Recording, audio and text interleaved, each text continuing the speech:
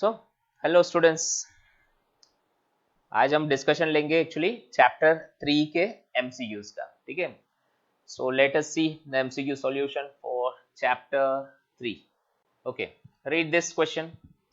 In an hydrogen atom, the electron is moving in a circular orbit of radius 5.3 into 10 raised to minus 11 meter with the constant speed of 2.2 into 10 raised to minus 10 raised to 6 meters per second. So electric current formed due to the motion of electron is what? देखो question में क्या पूछा है.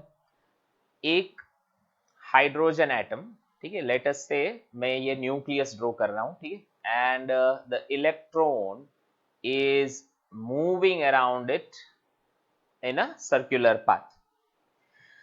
अगर electron move कर रहा है, charge move कर रहा है, तो करंट एस्टैब्लिश होगा. आपको बस यही पूछा है कि इस करंट की वैल्यू क्या है. नाउ करंट के लिए आपके पास फॉर्मूला क्या है? I is equal to Q by t. Q यानी कि Ne, जहां पे N यानी नंबर ऑफ चार्ज होता है, E यानी charge of an electron, T यानी टाइम पीरियड. चलो इस पूरे सर्कल को मूव करने का टाइम पीरियड हम लोग फाइंड कर लेते हैं, ठीक है, सर्कुलेट करने का. So here in this question N यानी नंबर ऑफ चार्ज तो 1 आएगा, E यानी charge of electron 1.6 into 10 raise to minus 19 coulomb का होता है. अच्छा, टाइम पीरियड फाइंड करने के लिए देखो, स्पीड वेलोसिटी अगर आपको दी हुई है, पूरा एक सर्कुलर पाथ कंप्लीट करने का उसका जो स्पीड है, ठीक है, that is given by the formula 2 pi r upon t, है ना. सरकमफ्रेंस यानी कि distance of the whole path divide by time period. तो t is equal to 2 pi r upon v मिल जाएगा.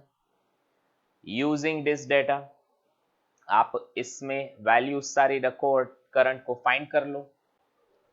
सो we get I that is equal to 1.6 into 10 raise to minus 19 यानी कि E की वैल्यू रखी है, और divide by time period. Time period की जगह आप क्या लिखोगे?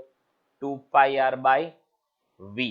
Now let us substitute all the values. 1.6 into 10 raised to minus 19 divided.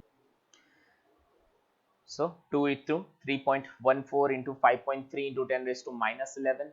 और ये मैंने V का वैल्यू सब्स्टिट्यूट किया है. Now after solving this, आपका आंसर होगा 1.06 into 10 raised to minus 3 ampere, which is in milliampere. 1.06 milliampere लिख सकते, right? तो from the option our correct answer is option B. See the second one now.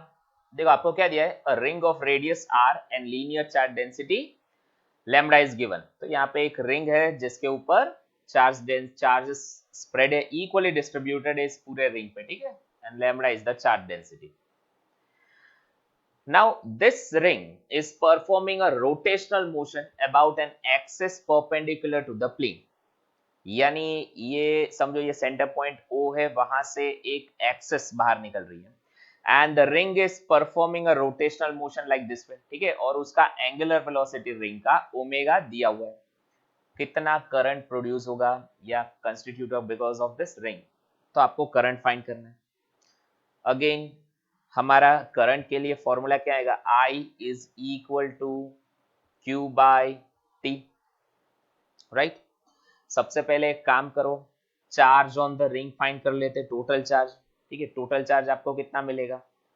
If lambda is the linear charge density, Q is equal to 2 pi r into lambda होगा, है ना. Length, ये total ring का जो circumference है that is length, into lambda that will give us total charge on this ring. Next is time period. तो omega की help से आपको टाइम पीरियड मिल जाएगा.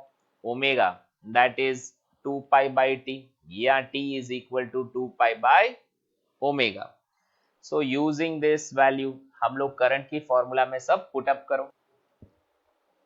I that is equal to 2 pi are lambda bye T, T की जगह लिख दो 2 pi by omega. So current I that is equal to r lambda into omega. This is the answer.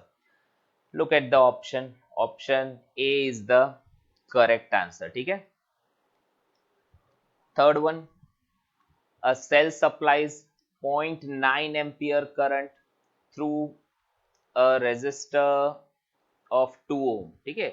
तो आपका जब resistor 2 ओम का होता है तो करंट 0.9 एम्पियर का है। जब आपका रेजिस्टर 7 ओम का दिया है तो उस टाइम पे करंट आपको 0.3 एम्पियर का दिया हुआ है, ठीक है। Now they have asked what is the internal resistance of the cell.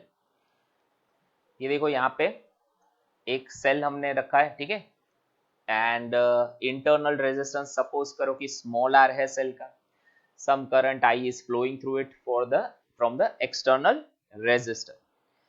तो आप लोगों को यहाँ पे इंटरनल रेजिस्टेंस फाइंड करने को बोला है। दो अलग अलग रेजिस्टेंस के लिए दो अलग अलग वैल्यूज दी हुई है करंट की। इस सम को सिंपल ओम्स लॉ से सॉल्व कर सकते हैं। सपोज करो V is the potential of the cell. First case में आपका V इज इक्वल टू क्या लिखेंगे, I into are.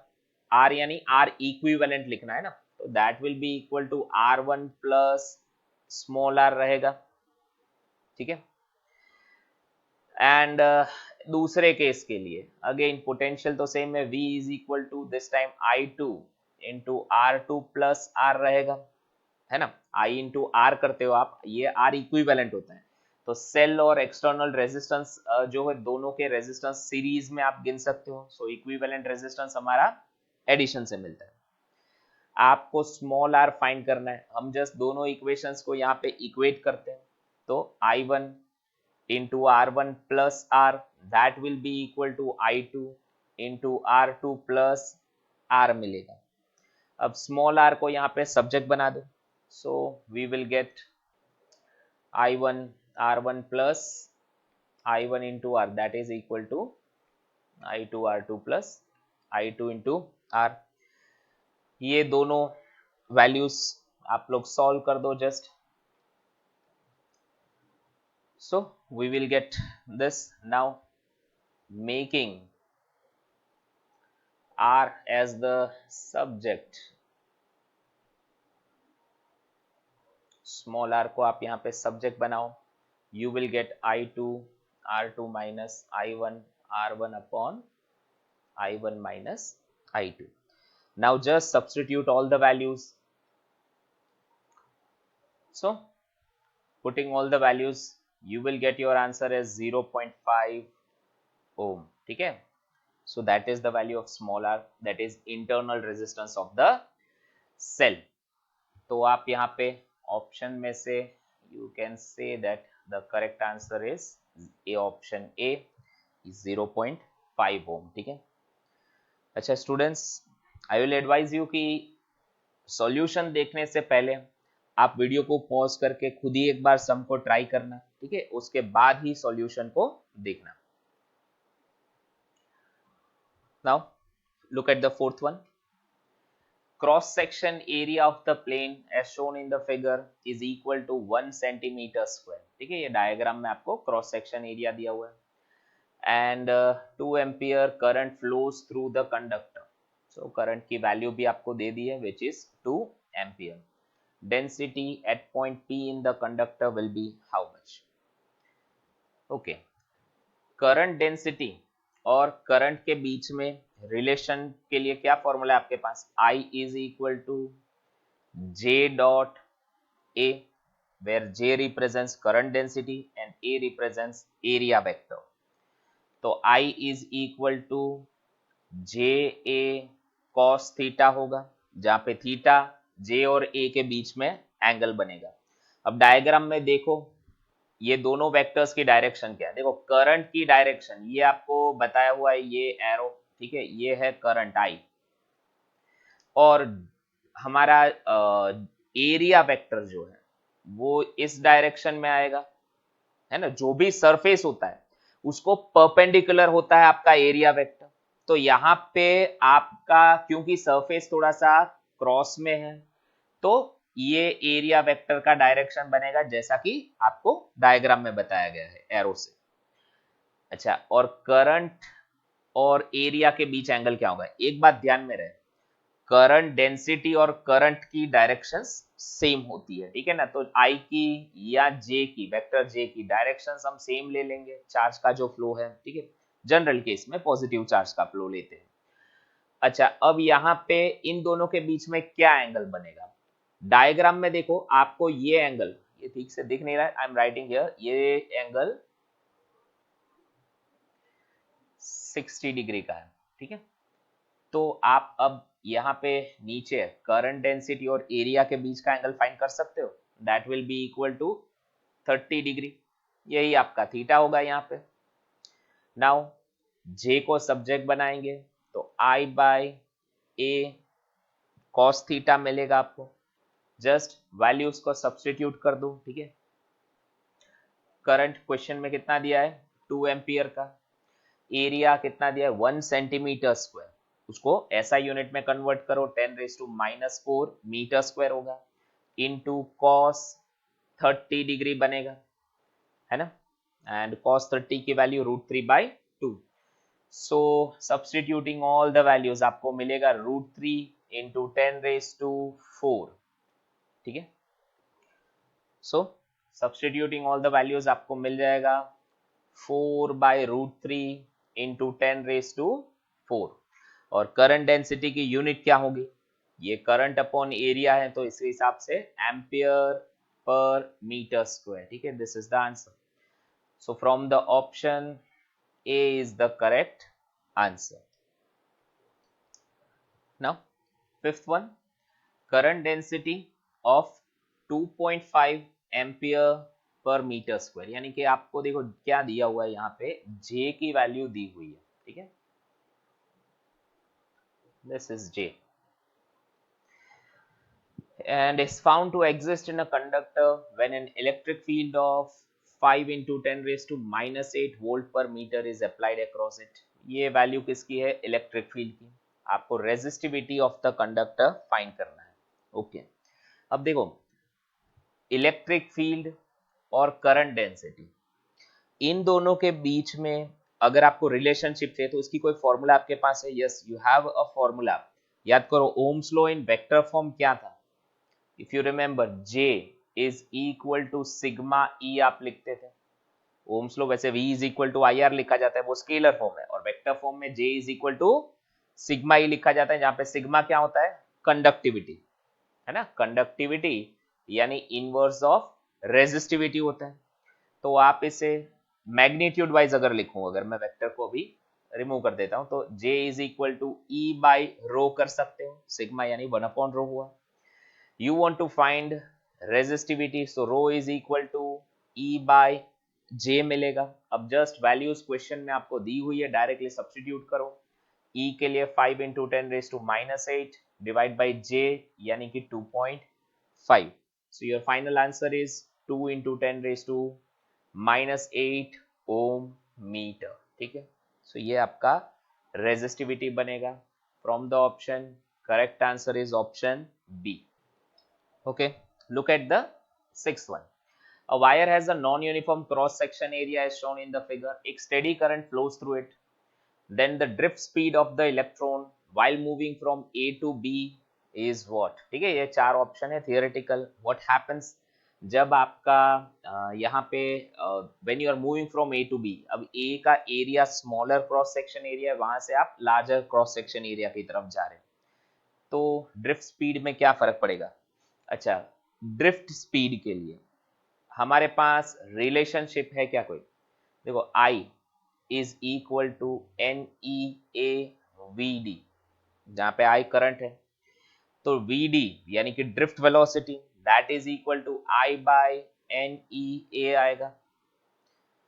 Looking at the option here, हमारा एरिया का वैल्यू चेंज हो रहा है, राइट ना, स्मॉलर टू लार्जर। आप देख रहे हो VD is inversely proportional to area आ रहा है, तो अगर एरिया की वैल्यू इंक्रीज होगी तो drift velocity will decrease, right ना। तो करेक्ट आंसर आएगा drift value will decrease, drift velocity will decrease when you are moving from A to B, है ना। Now see the seventh one, see what is given to you. A resistive wire is stretched till the length is increased by 100%. मतलब से कि original आपकी length जो है वो L के जितनी है, तो आपका जो नया लेंथ बनेगा वो उससे डबल हो गया है ना. 100% इंक्रीज करने का मतलब है लेंथ को क्या करना, डबल कर देना. Now, due to the consequent decrease in diameter, the change in resistance of the wire will be how much? Obvious बात है कि अगर आपको एक वायर दिया हुआ है, ठीक है, आप उसे स्ट्रेच करते हो, ये वायर है, इसको स्ट्रेच किया, लेंथ को आपने डबल कर दिया. अगर लेंथ को डबल करेंगे तो एरिया भी तो कम होगा, ठीक है, थिकनेस भी कम हो जाएगी. तो यहाँ पे दो डायमेंशन में चेंज आएगा, एक तो लेंथ भी बदलेगा, दूसरा इसका एरिया भी चेंज होगा. तो इससे रेजिस्टेंस में क्या फर्क पड़ता है? अच्छा, रेजिस्टेंस के लिए हमारे पास फॉर्मूला है R is equal to rho L by A. ये लेंथ, एरिया और रेजिस्टेंस के बीच का रिलेशन हो गया. सो रेजिस्टेंस डिपेंड्स ऑन बोथ. यहां पे आपका एरिया चेंज हो रहा है, लेकिन वॉल्यूम चेंज नहीं होगा और ना ही रेजिस्टिविटी चेंज होती है ना. रेजिस्टिविटी मटेरियल के ऊपर डिपेंड करता है, तो वो भी चेंज नहीं होता है, वो भी कांस्टेंट रहता है. So what I will do is, you know that ki volume of a wire that can be given by length into area.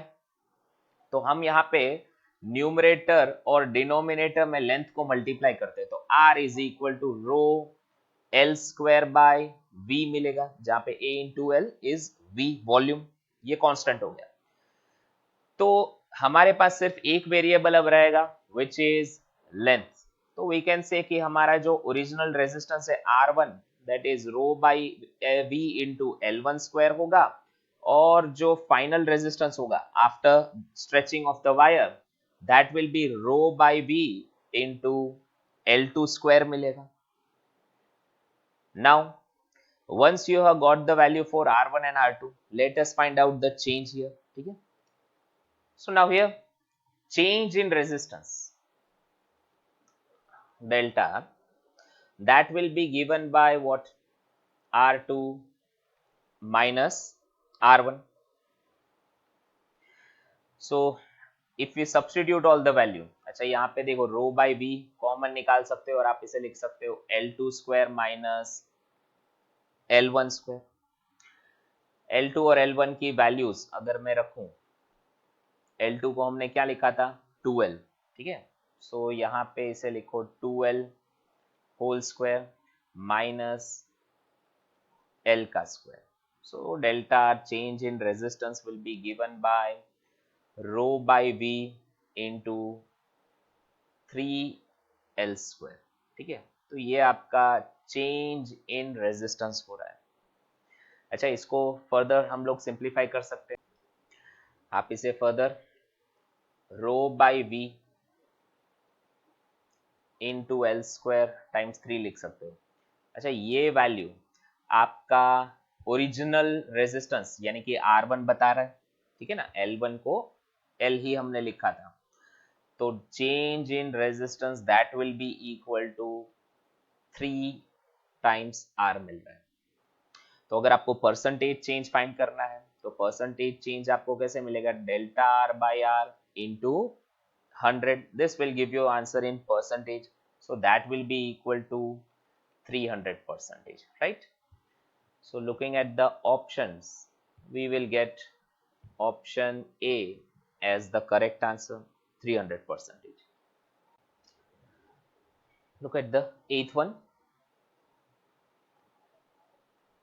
At what temperature would the resistance of the copper conductor be double its resistance at 0 degree Celsius?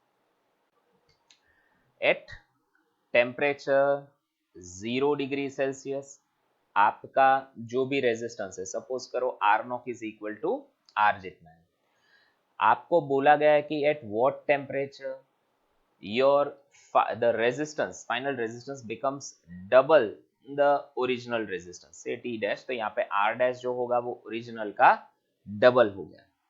तो आपको find करना है कि कौन से temperature पे ये resistance double होता है. आप सबको पता है कि resistance depends on the temperature, ठीक है. मेटल्स की अगर बात करें तो मेटल में टेम्परेचर इंक्रीज करने पर रेजिस्टेंस इंक्रीज होता है, और उसकी रिलेशनशिप क्या है टेम्परेचर के साथ, delta R is equal to alpha R naught into delta T, जहां पे डेल्टा टी क्या है, चेंज इन टेम्परेचर, और डेल्टा आर यानी change in resistance. If I expand it, I can write R dash minus R naught, that is equal to alpha R naught into T dash minus T naught. मुझे यहाँ पे T dash find करना है, final temperature find करना है, जिसके लिए आपका R dash डबल हो रहा है R naught का. ठीक है, आपको अल्फा दिया हुआ है इन डिग्री सेल्सियस ओनली, पर डिग्री सेल्सियस, यानी कि कुछ भी टेम्परेचर को आपको केल्विन में कन्वर्ट नहीं करना है, आप इसे सेल्सियस में ही रहने दो. ठीक है, so let us substitute all the value. चलो आर डैश की जगह आप क्या लिखोगे, 2r, R naught is R, that is equal to alpha, alpha की जगह आप ओके अभी इसको अल्फा ही रहने दो, बाद में वैल्यू रख देंगे. R naught is again R into T dash minus 0. Now solving all this things, आपको टी डैश क्या मिलेगा, 1 upon alpha. Now substitute the value of alpha, 3.9 into 10 raise to minus 3 question में गिवन है. ठीक है, so solving this आपका answer होगा 256.4 degree Celsius.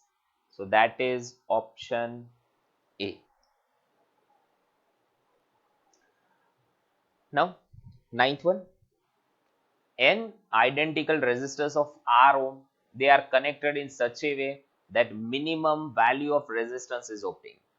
अच्छा, रेजिस्टेंस की वैल्यू मिनिमम कब हो सकती है, जब आप उन रेजिस्टर को पैरेलल में कनेक्ट करो तब. ठीक है, तो अगर आपने इस तरह से n रेजिस्टर्स को पैरेलल में कनेक्ट कर दिया like this way, so on there are n resistance, तो आपका R पैरेलल क्या आएगा, you will get this as R by N. फिर आगे ये भी बोला है कि they are connected in series in such a way कि maximum possible resistance मिले. अच्छा, maximum resistance कब मिलता है, जब आप रेजिस्टर को सीरीज में कनेक्ट करते हो तब. पैरेलल में मिनिमम वैल्यू मिलती है और मैक्सिमम रेजिस्टेंस की वैल्यू आपको मिलेगी सीरीज में. तो सीरीज में आपका resistor, when you are connecting n resistor in series, तो आपका इक्विवेलेंट रेजिस्टेंस NR होगा. आपको नेक्स्ट पार्ट पूछा है मिनिमम टू मैक्सिमम का रेशियो कितना होगा, यानी कि R parallel upon R series का रेशियो फाइंड करना है. तो you will get this as R by N into NR which is equal to 1 upon N square. So from the option, correct answer will be D. Now students, look at the 10th sum. आपको 2 points दिए जैसा ये diagram में बताया. ठीक है, और इस कंडक्टिंग रिंग के ऊपर, और पूरे कंडक्टिंग रिंग का टोटल रेजिस्टेंस आपको दिया है capital R. Small r is the radius of the ring. ठीक है, और रेजिस्टेंस पर यूनिट लेंथ आपको रो से बताया है. तो रो का वैल्यू क्या होता है, total resistance of the ring divided by ये length of the ring which is 2 pi into small r आप लिख सकते हो.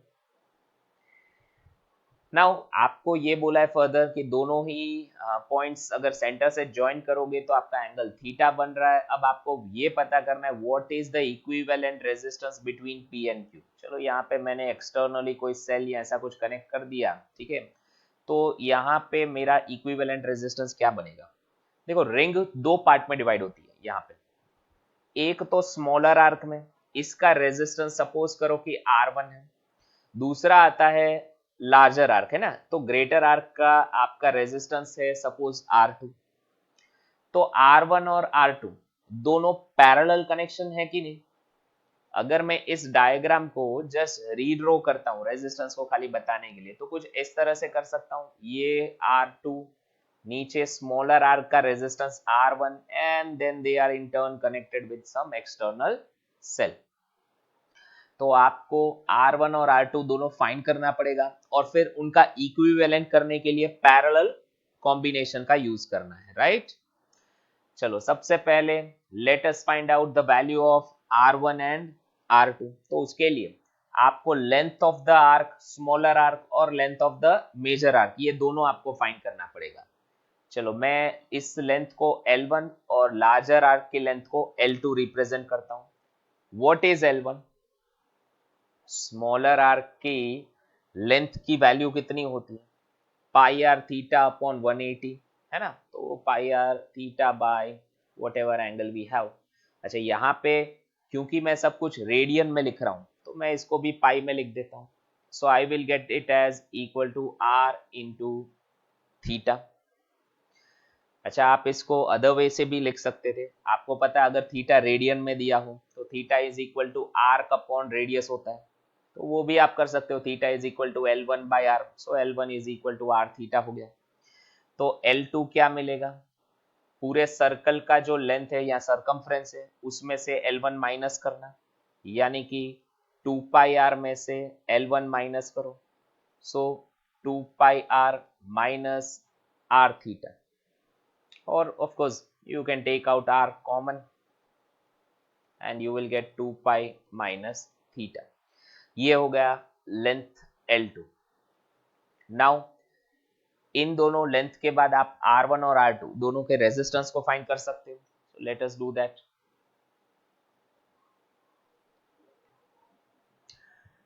R1 that is equal to rho into L1 मिलेगा resistance per unit length multiply by length ये smaller part का. So you can substitute the value. Rho की जगह r upon 2 pi are लिख सकते हो और L1 की जगह r theta. So finally you will get it as r into theta by 2 pi. Similarly R2 यानी कि ये लार्जर आर्क का अगर आपको रेजिस्टेंस फाइंड करना है तो that will be equal to rho into L2. So that is equal to R upon 2 pi R multiplied by R into 2 pi minus theta कर सकते हो. So you will get this as R 2 pi minus theta upon 2 pi.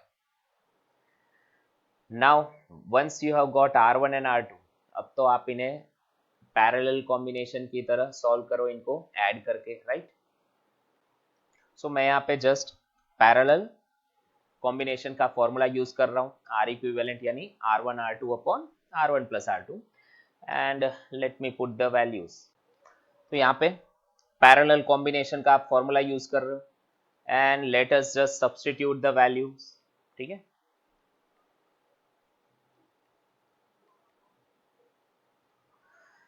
Now इस equation को just solve करते. So you will get 2 pi minus theta plus theta upon theta into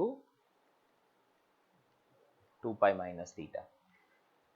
finally solving it overall आपका value आ रहा है 4 pi square upon R theta into 2 pi minus theta. तो इसका final answer R equivalent that will be inverse of this R theta 2 pi minus theta upon 4 pi square, right ना. ये हो गया R equivalent. Looking at the option you will get option A as the correct answer, है ना. हमारा यहाँ पे solution जो करेक्ट सॉल्यूशन है वो ऑप्शन A आ रहा है. नाउ 11th वन देखो. ये थोड़ा बहुत 9th सम प्रीवियस आपने जो किया एमसीक्यू उसके जैसा ही है. इसमें क्या बताया गया कि अगर इस वायर का टोटल रेजिस्टेंस 10 ओम का है and resistance per unit length यानी 1 मीटर लेंथ का रेजिस्टेंस 1 ओम का है, तो ऑब्वियस बात है अगर 1 मीटर लेंथ का 1 ओम रेजिस्टेंस है तो पूरा अगर 10 ओम का रेजिस्टेंस है तो पूरा सर्कल जो है उसकी सरकमफ्रेंस 10 मीटर की होगी. नाउ ए एंड बी का इक्विवेलेंट रेजिस्टेंस 2.4 ओम आ रहा है. मतलब ये जो पार्ट ए बी है, सपोज करो कि यहाँ का रेजिस्टेंस R1 है, ठीक है, और सामने द अदर साइड ये रेजिस्टेंस R2 है. ये ए बी का माइनर आर्क का रेजिस्टेंस R1 और मेजर आर्क का R2 है. अब आपको पता है कि इन दोनों के बीच का इक्विवेलेंट रेजिस्टेंस 2.4 है. तो length of the minor arc यानी ए बी जो पार्ट है ना इतना, ये L1 आपको फाइंड करना है कि L1 कितना आएगा माइनर आर्क का length. Now to do that, सबसे पहले आपको टोटल रेजिस्टेंस 10 ओम दिया है, यानी कि R1 plus R2 is equal to 10 ohm, है ना, total length of the circle जितना ही हुआ। पैरेलल कॉम्बिनेशन यानी R इक्विवेलेंट आपको दिया हुआ है 2.4 ओम का, यानी R1 into R2 upon product summation दोनों का R1 plus R2 that is equal to 2.4 ohm होगा। R1 प्लस R2 की जगह आप 10 रख दो, so you will get R1 into R2 that is equal to 24 ohm, right? Now आप इसमें से क्वाड्रेटिक इक्वेशन बना सकते हो ये फर्स्ट और सेकंड का इक्वेशन का यूज करके, and then we will solve it. आप R1 की जगह यहाँ पे 10 माइनस R2 पुट अप कर सकते हो from this first equation into R2 that is equal to 24.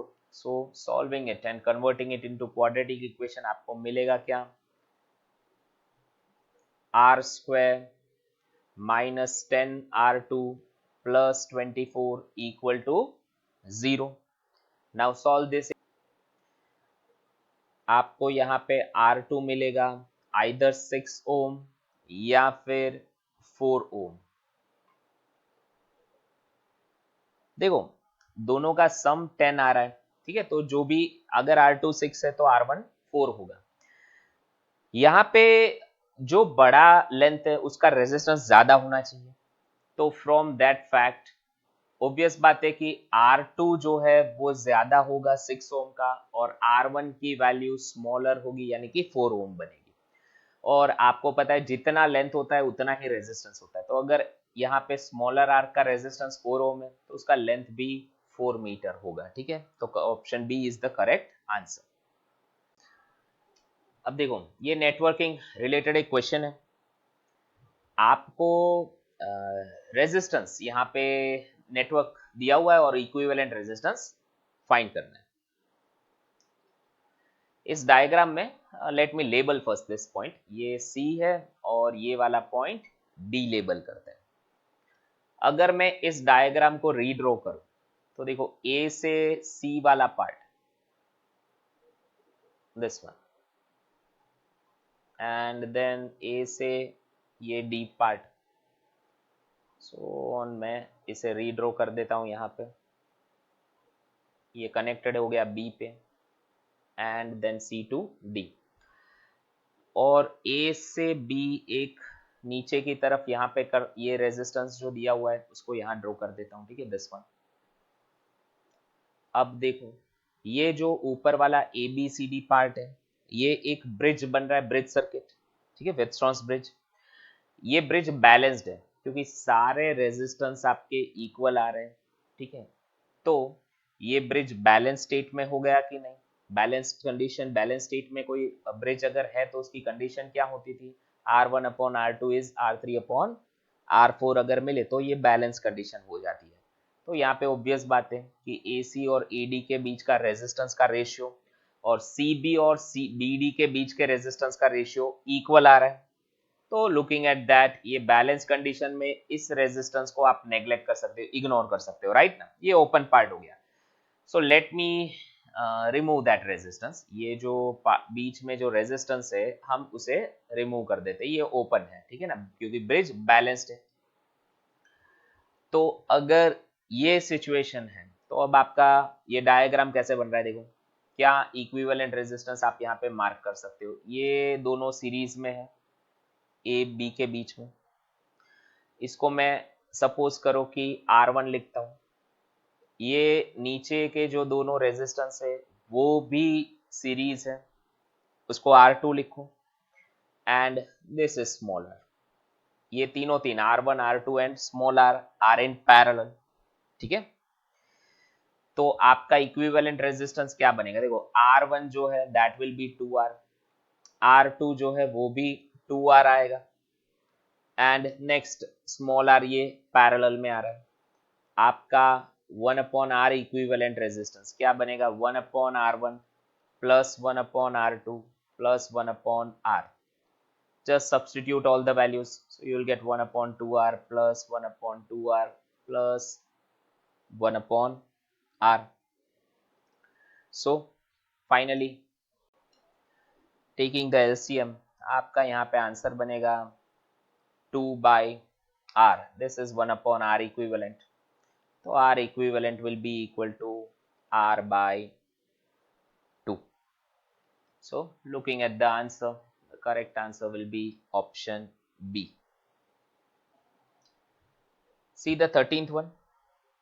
A to B यहाँ पे करंट फ्लो कर रहा है, ठीक है, और आपको फाइंड करना है what is the potential difference between the points A and B. यहाँ पे हम लोग किरचॉफ्स लॉ का यूज करेंगे. Starting from point A VA. अच्छा, ए से आप आगे की तरफ मूव करोगे, रेजिस्टेंस की वजह से पोटेंशियल ड्रॉप होगा. That will be equal to I into R. ठीक है, सपोज करो ये R1 लेता हूं, ये वाला रेजिस्टेंस, ठीक है, फर्स्ट ये 1/4 ओम जो है वो R1 हम लोग लेबल कर. So this is I into R1, ये पोटेंशियल ड्रॉप होगा. Ignore the cell for now. आगे नेक्स्ट रेजिस्टेंस R2 आ रहा है, तो उसके अक्रॉस में आपका पोटेंशियल ड्रॉप होगा I into R2. That is equal to, सामने की तरफ आपको फाइनल यहाँ पे पोटेंशियल मिल रहा है VB. अच्छा, यहाँ पे अब आप सेल का जो पोटेंशियल है वो भी ऐड कर दो. देखो किरचॉफ्स लॉ के हिसाब से क्या है रूल, अगर फर्स्ट टर्मिनल आपको पॉजिटिव सामने आ रहा है तो आप इस तरफ प्लस यहाँ पे E लिखोगे. अगर पहला यहाँ पे करंट के फ्लो की डायरेक्शन में फर्स्ट आपको नेगेटिव टर्मिनल मिलता सेल का, तो आप नेगेटिव E लिखते. ठीक है, E का वैल्यू, EMF का वैल्यू आपको 1 वोल्ट दिया हुआ है क्वेश्चन में. So let us substitute all the values. VA minus 2 into 1/4 minus 2 into again 1/4, that is equal to यहाँ पे VB plus EMF is 1 volt. Now solve all the things. So VA minus 1/4 that is equal to VB plus 1 मिलेगा. So VA minus VB that is equal to, okay, हाँ sorry, यहाँ पे ये part जो है वो 1 हो जाएगा, राइट ना, by mistake I have written 1/4. ये हाफ और दोनों नेगेटिव है, half minus half, so I will get -1.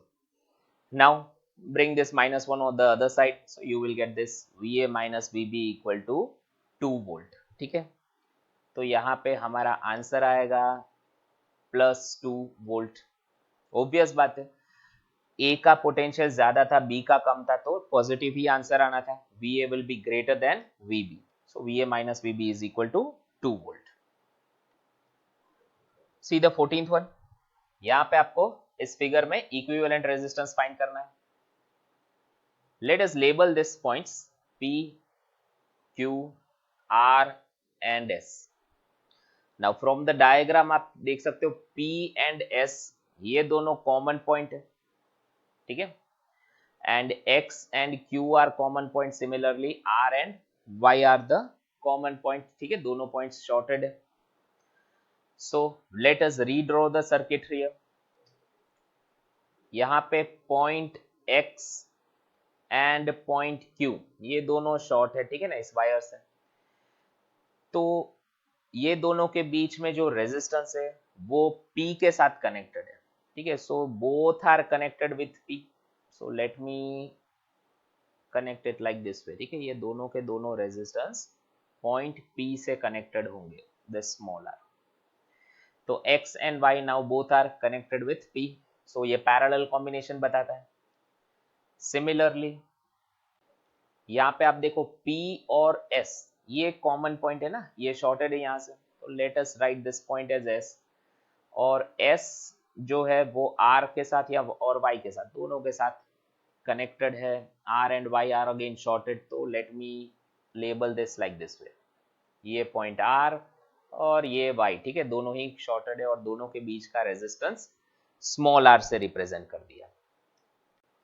Finally Q और R के बीच भी एक रेजिस्टेंस है, तो उनको इस तरह से आप एक एक्सटर्नल रेजिस्टेंस Q और R के बीच कनेक्ट कर दो। ये हमने जो क्वेश्चन में जो सर्किट डायग्राम दिया था उसको जस्ट रीड्रॉ किया है, ठीक है, जो नेटवर्क दिया था आपको। Now from this diagram it will be easier for you to find the resistance. अब आपके लिए ये सॉल्व करना इजी हो गया। देखो मैं पूरा पार्ट अब आपको नहीं बता रहा हूं, आपको ये पता है इन दोनों का पैरेलल कॉम्बिनेशन है, तो इन दोनों का इक्विवेलेंट क्या होगा, R/2। सिमिलरली ये दोनों पैरेलल कॉम्बिनेशन है तो R/2 होगा। फिर दोनों का समेशन करना, तो R/2 plus R/2 will become R only, ठीक है। तो ये पूरा आपका जो ऊपर का नेटवर्क है उसका इक्विवेलेंट हमारा आ रहा है R। अब वो और ये नीचे R दोनों अगेन पैरेलल कॉम्बिनेशन में आ रहा है, तो इक्विवेलेंट रेजिस्टेंस क्या होगा, R/2। You have to do this yourself, ठीक है, from the diagram. Correct option is B. अगेन एक सिमिलर टाइप का ही क्वेश्चन है। इस नेटवर्क का आपको इक्विवेलेंट रेजिस्टेंस ढूंढना है, अफेक्टिव रेजिस्टेंस।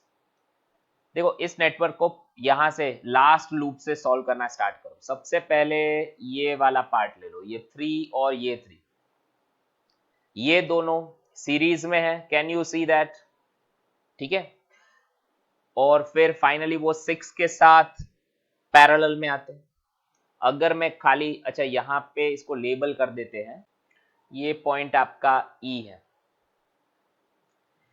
तो आप लोग AEF खाली इस लूप को देखो, मैं उसे जस्ट रीड्रॉ करता हूं, खाली ये वाला portion A E and then here this is F, this point, ठीक है। ये 3 ओम का, ये 3 ओम का और यहाँ पे 6 ओम दिया है। ये दोनों रेजिस्टर्स सीरीज में कनेक्टेड है, ठीक है। तो अल्टीमेटली आपको इन दोनों का इक्विवेलेंट मिलेगा 6 ओम। 6 और ये 6 पैरेलल कॉम्बिनेशन है, तो रिजल्टेंट कितना आएगा, 3 ओम का। तो आप लोग ये लास्ट लूप जो है AEF, इसको निकाल के इसकी जगह 3 ओम इक्विवेलेंट लिख सकते हो, ठीक है। तो अब मैं अगर सर्किट डायग्राम को रीड्रॉ करूं, रिमूविंग द लास्ट लूप और उसकी जगह 3 ओम लिखे, तो कुछ ऐसा मिलेगा। यू कैन सी मैंने यहाँ पे जो लास्ट लूप था E और F का उसको रिमूव कर दिया, ठीक है, और ये 3 ओम इक्विवेलेंट में लिख देता हूं। So this will be the loop. Again repeating the same part, ये वाला लूप जो आएगा ADE, इसका इक्विवेलेंट आपको अगेन क्या मिलेगा, देखो ये भी 3 और ये 6 है, सेम थिंग आप रिपीट करोगे, ये इसका इक्विवेलेंट भी 3 ओम आएगा, राइट। तो मैं यहां पे भी इस लूप को रिमूव कर सकता हूं और इक्विवेलेंट आपका मिलेगा यहां पे भी अगेन 3 ओम, ठीक है, ये 3 ओम का मिल गया। वही साइकिल आप रिपीट करो, तो ये लूप भी रिमूव होके फाइनली आपको 3 ओम मिल जाएगा, ठीक है ना। तो if I remove this loop as well,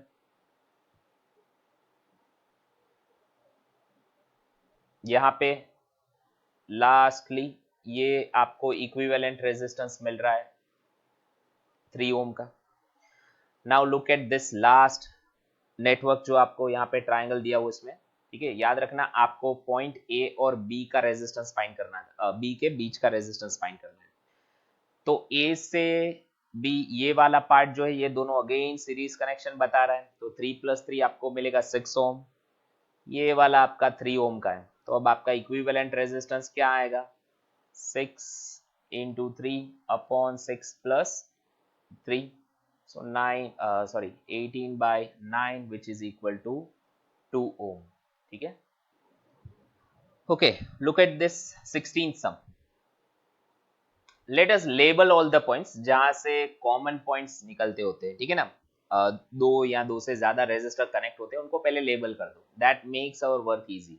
so A B C and D ये आपके कॉमन पॉइंट्स हैं, आप इसे नोड्स भी कहते हो। अब यहां पे पॉइंट A से आप देखो दो रेजिस्टर कनेक्टेड है कि नहीं। याद रखना जब सिंगल पॉइंट से दो रेजिस्टर कनेक्टेड हो तो वो पैरेलल कॉम्बिनेशन बनेगा। चलो यहाँ पे लेबल कर, इसको रीड्रो करते, थोड़ा सिंप्लीफाइड वे से रीड्रो करोगे तो थोड़ा इजी पड़ेगा सीरीज पैरेलल में। अगर जहां भी पॉसिबल हो आप वहां पे सिंप्लीफाइड सर्किट ड्रॉ करो।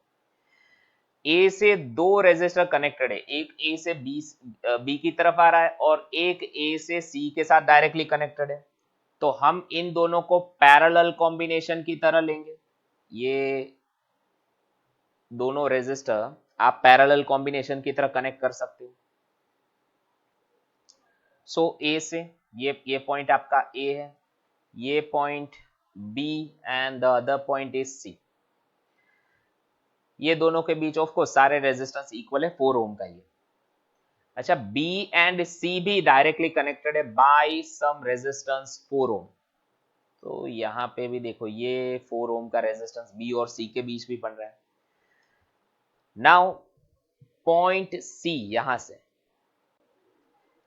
It is connected with D by a resistance of 4 ohm और B भी D के साथ कनेक्टेड है बाय 4 ओम रेजिस्टेंस।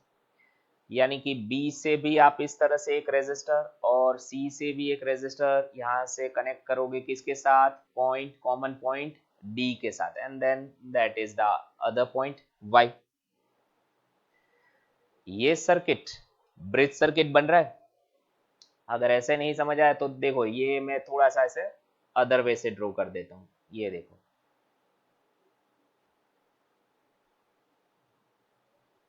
मैं जस्ट इसे सर्किट को रीड्रॉ कर रहा हूं and I will label all the points, so आपको थोड़ा बेटर आइडिया आएगा।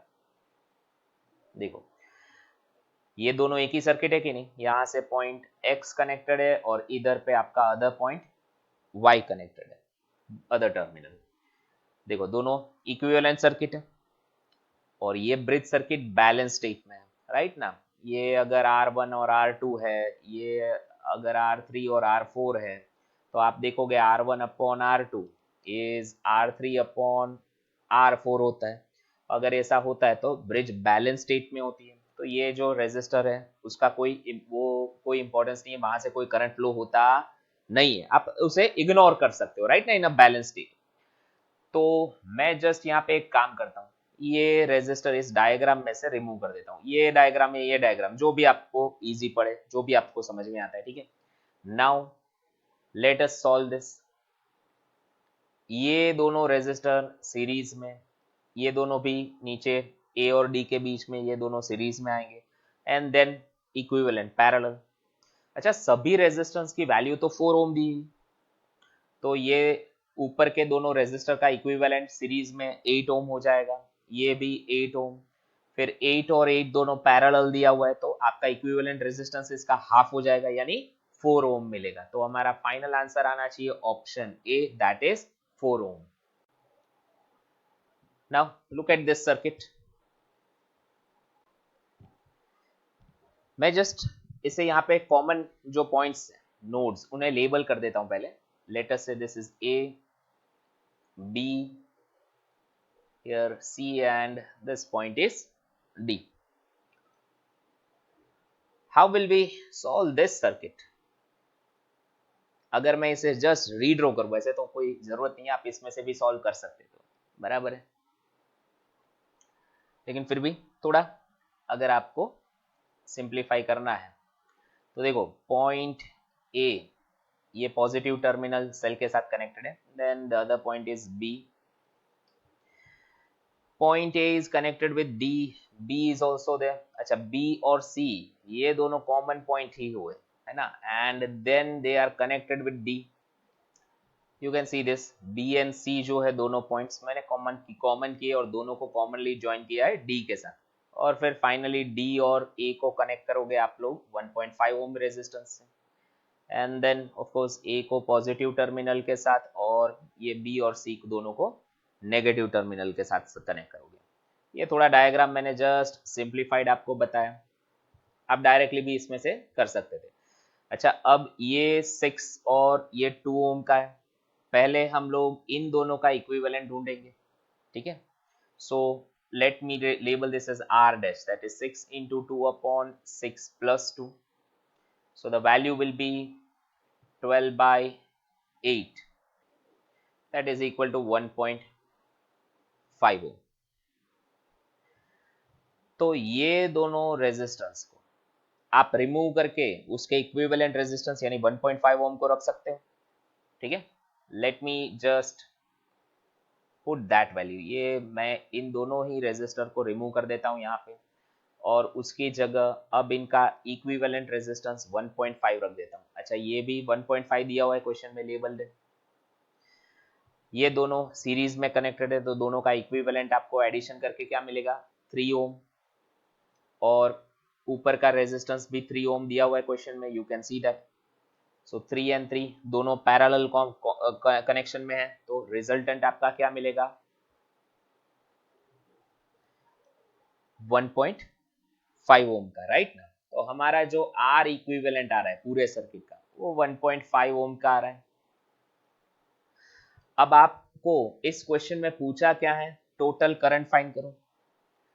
सो to find the current R equivalent ढूंढना था आपको, so आपने ढूंढ लिया। अब V is equal to I R का फॉर्मूला है Ohm's law, so from this I is equal to V by R equivalent आप यूज कर सकते हो। V आपको दिया है 9 वोल्ट का, so 9 upon 1.5 that is equal to 6 ampere. So correct answer is option C. Now look at the 18th sum. देखो क्या दिया है, एक कंडक्टर था जिसका रेजिस्टेंस R है, उसको 20 इक्वल पीस में कट कर दिया। अगर ऐसा किया तो every smaller piece will have a resistance of R by 20 ohm, है कि नहीं। आपने पूरा रेजिस्टेंस 20 पार्ट में कट किया है, हर एक पार्ट का इक्वल रेजिस्टेंस होगा which is R by 20। Half of them are joined in series and half are connected in parallel. अगर मैंने आधे यानी कि 10 ऐसे जो रेजिस्टर्स है उनको सीरीज में कनेक्ट कर दिया लाइक दिस वे, ऐसे 10 कॉम्बिनेशन सीरीज में लिया, तो हमारा सीरीज कॉम्बिनेशन का फॉर्मूला होता है n इंटू आर, यानी n यहाँ पे कितना है, 10 रेजिस्टर्स आपने कनेक्ट किए सीरीज में, तो 10 into R by 20 which is equal to R by 2 मिलेगा आपको। This is R S series resistance. बाकी का रिमेनिंग हाफ जो थे उसको पैरेलल में कनेक्ट किया, तो आर पैरेलल आपको आर बाई एन आएगा ना। अगर सारे रेजिस्टर्स इक्वल है और आप उन्हें इस तरह से पैरेलल में कनेक्ट करते जा रहे हो, तो आपका इक्विवेलेंट रेजिस्टेंस क्या होगा, आर बाई एन, यानी R by 20 into 10, so R by 200।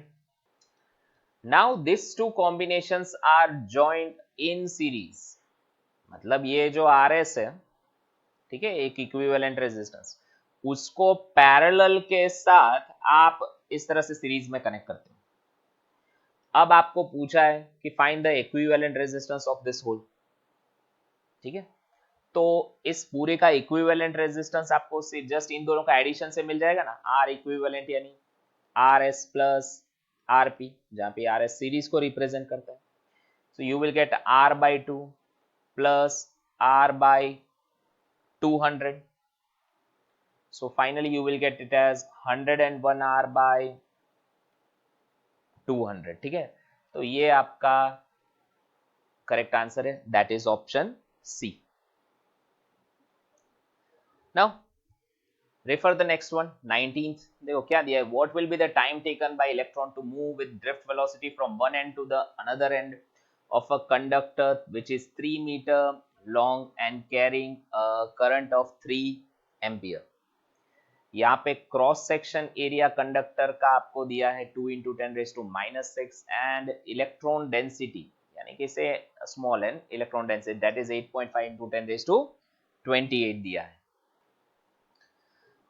Current और ड्रिफ्ट वेलोसिटी के बीच का आपको रिलेशन क्या पता है, I is equal to NEA into VD। अच्छा, ये आपका लॉन्ग कंडक्टर है, ठीक है, this is a long conductor given to you. Suppose करो इसका लेंथ अगर आपको पता है, वैसे क्वेश्चन में दिया है 3 metre, so this is the L length. Now you know that velocity यानी डिस्टेंस अपॉन टाइम होता है। अगर इस एंड से हमारे चार्ज को अदर एंड तक पहुंचना है तो distance upon time t, from this t is equal to L by VD मिलेगा। सब्सटीट्यूट वी डी हियर, ठीक है, आप करेक्ट वैल्यू यहाँ पे रख दो, I is equal to N E A into L by T, आप सब्सटीट्यूट कर दो, सॉरी वी डी की जगह एल बाई टी रखो, तो टाइम आपको मिलेगा N E A L by I current. Substitute all the values given to you, 8.8 8.5 sorry into 10 raised to 28, E का 1.6 into 10 raised to minus 19, area that is given as 2.6, 2 into 10 raised to minus 6 meter square, length ये 3 metre का दिया हुआ है, so we will substitute that 3 and divide it by I which is again 3 ampere, right? So solve this and we will get our, it is 2.72 into 10 raised to 4 seconds, ठीक है, तो our correct answer will be option B. Look at this 20 number, यहाँ पे आपको क्या दिया, देखो mass of the three copper wires are in ratio 5:3:1. So let me say कि M1 is 5m, mass of the second wire M2 that is 3m and M3 is 1m.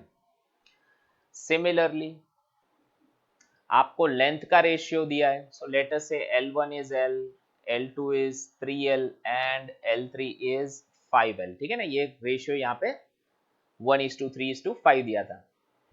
Ratio of the resistance is what, अच्छा resistance R is equal to rho L by A आता है, मुझे actually length और मास इसके ratio में चाहिए, area नहीं, ठीक है. रेजिस्टिविटी तो ठीक है, तीनों वायर के कॉपर के हैं तो रेजिस्टिविटी सेम होगी, पर एरिया अलग हो सकता है. So I will write it as L square by V volume. You know that ना कि L अगर ऊपर नीचे मल्टीप्लाई करते हैं तो area into length that is volume, ठीक है ना. नाउ वॉल्यूम अगर आप इसे मास और डेंसिटी के साथ कंपेयर करते हो तो density of the substance that is equal to mass upon volume होता है, तो from that volume is equal to mass upon density आप सब्स्टिट्यूट कर सकते हो. तो resistance is equal to rho L square by mass into density. यहाँ पे रो और डी डेंसिटी और रेजिस्टिविटी ये दोनों कांस्टेंट है तीनों वायर्स के लिए, ठीक है. तो R is equal to rho D into L square by M. यहाँ पे लेंथ और मास ये दोनों वेरिएबल क्वांटिटीज है. So if I want to find R1 then you will get rho d into L1 square by M1. Similarly अगर आपको second resistance की value चाहिए R2 that is equal to rho into D into L2 square by M2 and R3 will be rho into D L3 square by M3 मिलेगा. Now R1 upon R2 अगर मैं इन दोनों का ratio लेता हूं तो आपको क्या मिलेगा, L1 square by M1 into M2 by L2 square. Just substitute the values that you know. L1, M1 इन सब के लिए मैंने यहाँ पे देखो वैल्यूज लिखी हुई है. M1 यानी 5m, M2 यानी 3m, ठीक है. So let us substitute all the values which is known to us. So let us substitute the values here. L square by the mass M1 which is 5m multiplied by M2 which is 3m upon L2 square which is 3L, इसका पूरा square करेंगे, ठीक है. Now finally solving this आपको क्या मिलेगा, यहाँ पे R1 upon R2 is 1/50. Similarly, let us calculate the ratio of R1 and R3 also. अगर आप उसका रेशियो लोगे तो यहाँ पे L1 square upon M1 into M2 upon L3 square मिलेगा. अच्छा यहाँ पे भी M3 रहेगा, M3 upon L3 square. Now let us substitute all the values. So just we'll put all the values and finally आपको मिलेगा 1/125. तो यहाँ पे R1:2, R2:2, R3 आपको क्या मिलेगा? देखो इन दोनों इक्वेशंस को कंपेयर करेंगे अगर तो हमें मिलेगा 1:15:125. So looking at the options, the correct answer will be option C. See the 21 number. यहाँ पे ये बोला है a 10 meter long potentiometer wire is of 20 ohm resistor. चलो ये आपका सपोज करो कि एक पोटेंशियोमीटर का मैं बॉक्स लेता हूँ, यहाँ पे 2 पॉइंट्स है A and B, ठीक है. Let us label this and the wire is connected between A and B.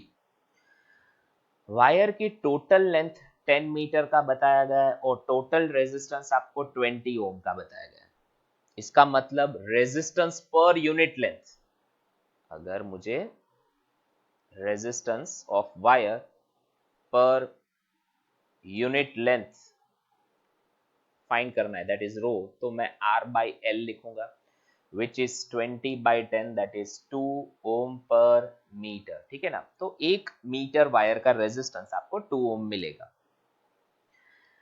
Now it is said कि we have connected this whole potentiometer with an external battery. यहाँ पे आपने 3 volt का battery connect किया है और एक साथ में 10 ओम का रेजिस्टर कनेक्ट किया हुआ है. तो सबसे पहले एक काम करते हैं, फाइंड कर लेते हैं कितना करंट एक्चुअली इस वायर में से फ्लो होगा. देखो current flowing through the wire I is equal to V/R. यहाँ पे R क्या लिखोगे? देखो R of the wire, resistance of the wire अगर मैं लिखता हूँ, प्लस जो एक्सटर्नल रेजिस्टेंस आपने कनेक्ट किया वो सीरीज में है दोनों, तो 3 डिवाइडेड बाय वायर का 20 ओम है रेजिस्टर प्लस जो बाहर आपने 10 ओम कनेक्ट किया है, दैट इज इक्वल टू 1/10 यानी कि 0.1 एम्पियर. तो you have got what is the value of current, right. जो वायर में से करंट फ्लो हो रहा है वो आपने फाइंड कर लिया. नेक्स्ट आपको फाइंड करना है कि अगर 2 पॉइंट्स है यहाँ पे P and Q and they are separated by a distance of 30 centimetre. Let us say L हमारा 30 सेंटीमीटर है या 0.3 मीटर्स का आ रहा है. तो आपको फाइंड करना है कि इन दोनों के बीच में पोटेंशियल डिफरेंस क्या होगा. अच्छा, पोटेंशियल डिफरेंस कैसे फाइंड करेंगे? पहले एक काम करो, आप लोग RPQ यानी कि इन दोनों के बीच का रेजिस्टेंस फाइंड कर लो. Resistance will be given by rho into L, है ना, given length of the wire, और ये रो यानी रेजिस्टेंस पर यूनिट लेंथ है यहाँ पे. तो 2 multiply by 0.3 which is equal to 0.6 ओम. तो ये जो स्मॉल सेक्शन है हमारा वायर का, उसका रेजिस्टेंस हमें मिल गया 0.6 ओम का. करंट आपके पास ऑलरेडी अवेलेबल है 0.1 एम्पियर का. तो अब इन दोनों के बीच का पोटेंशियल फाइंड करना हो तो ओम्स लॉ अप्लाई कर दो.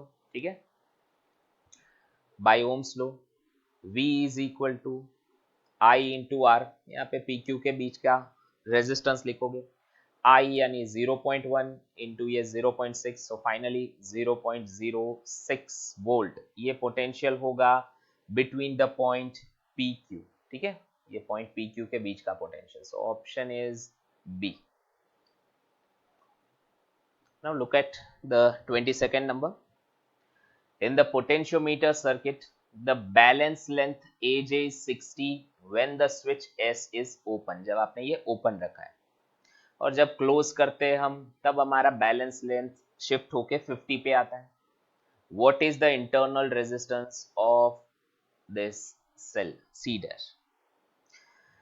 अच्छा, जब सर्किट ओपन होती है तब हमें जो एक्चुअली जो सेल का EMF होता है वो मिलता है and that is directly proportional to length. तो यहाँ पे EMF is proportional to L1 आएगा. और सेकेंड केस में जब हम लोग ये स्विच को ऑन कर देते हैं तब टर्मिनल वोल्टेज मिलता है which is proportional to L2 जो सेकेंड लेंथ आपको दी हुई है. तो clearly E by V is equal to L1 by L2 रख सकते हैं हम लोग. नाउ E यानी I into R plus R होता है, V यानी I into R, that is equal to L1 upon L2. So finally splitting this आपको क्या मिलेगा, 1 plus R by R, that is equal to L1 by L2. तो what is the internal resistance, R is equal to L1 by L2 minus 1 into R. अब आप just values को substitute कर दो यहाँ पे, ठीक है ना. It is 60 by 50 minus 1 into 5, so that is equal to 1 ohm. ठीक है, तो from the B is the correct answer, that is 1 ohm. See 23rd number, देखो n identical cells and each of EMF E and internal resistance are connected in parallel. अच्छा, ये आपका external resistance है और इसके साथ आप parallel में इस तरह से cells को connect करते हो, ठीक है. Such n cells are connected this way, so on. Now आपको क्या करना है, you want to find out the current flowing through the resistor R. ये external जो resistor है वहां से कितना करंट फ्लो होता है.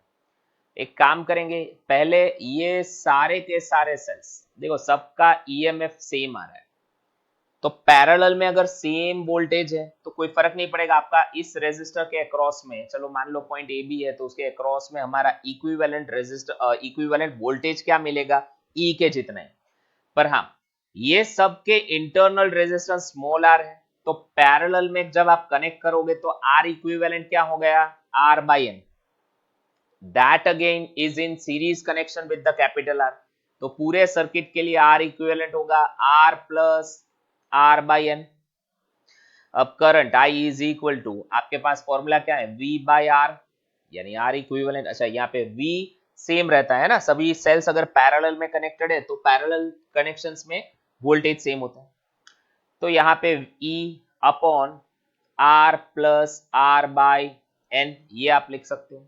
इसे थोड़ा सिंप्लीफाई कर दो तो NE upon R plus NR, ये मिल जाएगा. Look at the options, so B is the correct answer. ठीक है, लुक एट द 24 नंबर. वैसे ये वीडियो काफी लंबा हो गया, मैंने एक्सपेक्ट किया उससे. Actually I just plan to make short videos only, लेकिन कभी कभी टॉपिक्स कंटिन्यू करते हैं तो बड़ा हो जाता है. एनीवेज, चलो यहाँ पे देखो, wire is uniformly stretched to make its area of cross section 1 upon n times, so what will be its new resistance. अच्छा, यहाँ पे एरिया जो है A डैश, वो आपने क्या किया, ओरिजिनल का nth पार्ट कर दिया. अच्छा, एरिया आपने रिड्यूस किया है, इसका मतलब वॉल्यूम चेंज नहीं हुआ है. अगर एक वायर, ये ओरिजिनल लेंथ उसका है, एरिया है, आपने उसको थोड़ा सा एरिया वाइज स्मॉलर किया, मतलब लेंथ वाइज उसको क्या कर दिया होगा, लॉन्गर. हमारा नया लेंथ L डैश है. Now what will be the new resistance, that is what you want to find. Again यहां पे आपको एक चीज पता होगी, दोनों ही वायर का वॉल्यूम सेम होगा. ठीक है ना, volume let us represent by V, ये सेम है. लेंथ में कुछ वेरिएशन आया है. अब आप जानते हो volume is equal to area into length होता है. तो अगर मैं यहां पे सपोज करो कि मेरा original volume V which is A into L है, तो फाइनल मेरा वॉल्यूम भी सेम ही रहने वाला है. तो it is equal to A dash into L dash. Compare this to A into L, that is equal to A dash into L dash. So L dash क्या होगा, A upon A dash into L. अच्छा, A upon A dash क्या मिलेगा, it is equal to N. तो L dash is equal to N into L. Now let's find out the new resistance R dash, that is equal to rho L by A.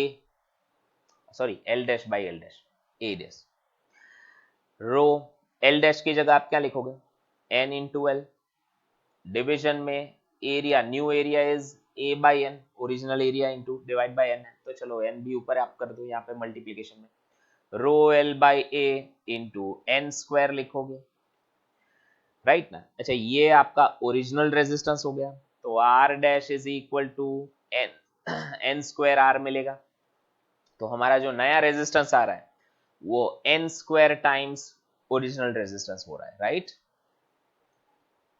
Next question देखो 25th change in power आपको find if the current in the bulb is increase by 1% what will be the change in power of the bulb यानी कि आपको change in power DP by P अगर percentage में करना है तो into 100% ये आपको फाइंड करना है।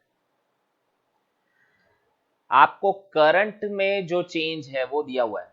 अच्छा बल्ब के क्रॉस में करंट बदल रहा है वोल्टेज बदलेगा लेकिन रेजिस्टेंस नहीं बदलेगा राइट। तो what will B do here कि हम लोग रेजिस्टेंस और करंट और पावर इन तीनों के बीच में रिलेशनशिप हो ऐसा कोई फॉर्मूला लिखते हैं power P is equal to I square R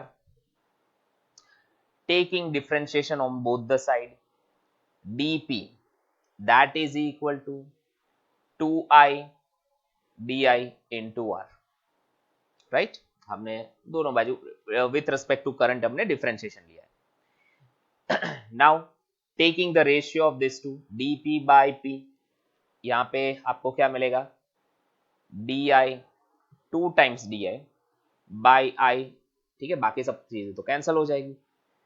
question में जो दिया हुआ है उसकी वैल्यू क्या है 1% चेंज इन करंट दिया हुआ है यानी कि D I by I into 100 ये परसेंटेज में आपको मेंशन किया है 1% है so D P by P into अगर आपको 100% फाइंड करना है तो 2 times D I by I into 100 करना होगा। Now just put this value ये वैल्यू आपको कितना दिया है 1% तो इंटू 1% सो टोटल हमारा आंसर आ रहा है 2% राइट। और ये इंक्रीज होगा या डिक्रीज देखो अगर आपका चेंज पॉजिटिव आया मतलब ऑब्वियस बात है कि इंक्रीज हो रहा है अगर डिफरेंशिएशन में यहाँ पे आंसर नेगेटिव आता तो इसका मतलब होता कि हमारा जो चेंज है वो या पावर की जो वैल्यू है वो डिक्रीज हो रही है। इन 26 नंबर देखो क्या दिया है in the following circuit if heat evolve in 10 ohm resistor is 10 calorie per second यानी कि ये जो रेजिस्टर है ना दिस वन लेट अस से R1 यहाँ पे आपका हीट जो है वो H1 निकल रहा है which is 10 calorie per second तो heat evolve in 4 ohm is how much. अच्छा हीट और रेजिस्टर के बीच में एक रिलेशन है H is equal to I square R तो आपको ये अगर पता चल जाए यहाँ पे कितना करंट फ्लो हो रहा है 4 ओम में से तो आप इजिली इसको सॉल्व कर सकते हो। सपोज करो कि करंट हियर यहाँ से I1 फ्लो हो रहा है अदर साइड से I2 फ्लो हो रहा है ठीक है जो करंट आई था वो दो पार्ट में स्प्लिट हो गया तो यू नो दैट कि जो यहाँ पे R1 जो रेजिस्टर है वहां से जो करंट फ्लो कर रहा है दैट इज I1 चलो पहले I1 का वैल्यू कैलकुलेट कर लेते हैं H1 is equal to I1 square into R1 तो R1 क्या मिलेगा वैसे तो R1 इंटू टी होता है पर आपने पर सेकेंड लिया हुआ है ठीक है 1 सेकेंड में कितना एक्चुअली हीट प्रोड्यूस होता है तो टाइम को 1 लिखो तो यहाँ पे H upon sorry I1 square आपको फाइंड करना है इसको जस्ट मैं रीराइट करता हूँ I1 square that is H1 upon R1 तो यहाँ पे आपको देखो H1 कितना दिया है पहले पार्ट में 10 कैलोरी पर सेकेंड तो टाइम को तो 1 सेकेंड ले लिया हमने so it is 10 calorie upon R1 that is equal to 10 so you will get 1 unit ठीक है देखो हीट जूल में नहीं है कैलोरी में तो सेकेंड पार्ट में भी आप लोग कैलोरी में ही फाइंड करना है तो मैं कन्वर्जन नहीं ले रहा हूँ पर यहाँ पे करंट का वैल्यू भी मैं 1 एम्पियर या ऐसा कुछ नहीं लिख रहा हूँ तो I1 इसका रूट आएगा यानी 1 यूनिट ही आ रहा है ठीक है ये 1 स्क्वायर यूनिट हुआ तो हमें I1 तो मिल गया। अब I2 अगर आपको फाइंड करना है चलो इन दोनों का इक्विवेलेंट रेजिस्टेंस दोनों सीरीज में 9 ओम होगा। अच्छा अगर मैं ये पॉइंट A और इस पॉइंट को B लेता हूं तो उन दोनों के क्रॉस में जो पोटेंशियल होगा VAB that can be written as I1 R1 और that can be written as I2 into R2, यहाँ पे I2 यानी ये करंट सेकेंड जो पार्ट में से जा रहा है वो, और R2 जो है वो इन दोनों का इक्विवेलेंट रेजिस्टेंस होगा. From this I2 can be I1 R1 upon R2. Now just put all the values.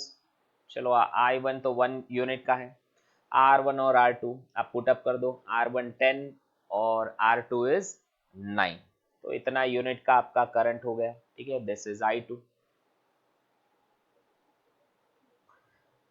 Current मिल गया. अब आपको हीट H2 फाइंड करना है. क्या करोगे? I2 इंटू ये 4 ओम का है, चलो R डैश या कुछ लिख देते, इसको सिंबल कर देते, R dash square I2 square into R dash into T. I2 आपने फाइंड किया 9/10, तो उसका स्क्वायर करो तो 100/81 होगा. R डैश यहाँ पे 4 ओम आपको लिखना है. टाइम तो पर सेकेंड आपको फाइंड करना है इसका वैल्यू. Now solve this. ये अप्रोक्सीमेट कुछ 4.9 जैसा इतना आएगा. ठीक है, इतना कैलोरी जितना आता है, तो अप्रोक्सीमेट आप इसको 5 कैलोरी ले सकते हो. So from the option 5 calorie per second आपका टोटल हीट प्रोड्यूस होगा थ्रू द 4 ओम रेजिस्टर. तो फिर 5 ओम में से कितना होगा? Try it yourself and see कितना आता है. ठीक है, answer 27 number. 2 bulbs are connected in series first. चलो ये आपका पहला कनेक्शन होगा, यहाँ पे दोनों बल्ब आपने सीरीज में कनेक्ट किए. देन सेकेंड टाइम आपने दोनों बल्ब को पैरेलल में कनेक्ट किया हुआ है. ठीक है, दोनों का रेटिंग एक्चुअली दिया हुआ है 100 वॉट एंड 220 वोल्ट का. तो power in both the cases find करना है. अच्छा, आप लोग जब इसको सीरीज में कनेक्ट करते हो दो बल्ब को, तो आपका इक्विवेलेंट पावर क्या होता है? It is P1 into P2 upon P1 plus P2 होगा कि नहीं होगा? जैसे आप लोग रेजिस्टर को जब पैरेलल में कनेक्ट करते थे तो उसके लिए इक्विवेलेंट जो वैल्यू ढूंढते थे. ठीक है, पावर के लिए आप लोगों को सेम फॉर्मूला इन सीरीज मिलेगा. You can remember by this way, 1/PS यानी 1/P1 प्लस 1/P2. अगर ज्यादा बल्ब है तो वो प्लस 1/P3 सो ऑन आप लिख सकते हो. तो यहाँ पे सिर्फ 2 बल्ब थे, तो मैंने 2 बल्ब के लिए पैरेलल ये सीरीज कनेक्शन के लिए इक्विवेलेंट फॉर्मूला लिखी हुई है. I am just putting all the values. देखो दोनों ही बल्ब के लिए P1 एंड P2 100 ही है, तो 100 टाइम्स 100 अपॉन दोनों का समेशन, and finally you will get this as 50 watt. ठीक है, ये हो गया सीरीज का इक्विवेलेंट पावर. अगर दोनों को पैरेलल में कनेक्ट कर रहे हो तो इन पैरेलल कनेक्शन आपका इक्विवेलेंट पावर यहाँ पे डायरेक्ट एडिशन से मिल जाएगा, P1 प्लस P2. सो यहाँ पे 100 plus 100 which is equal to 200 watt मिलेगा.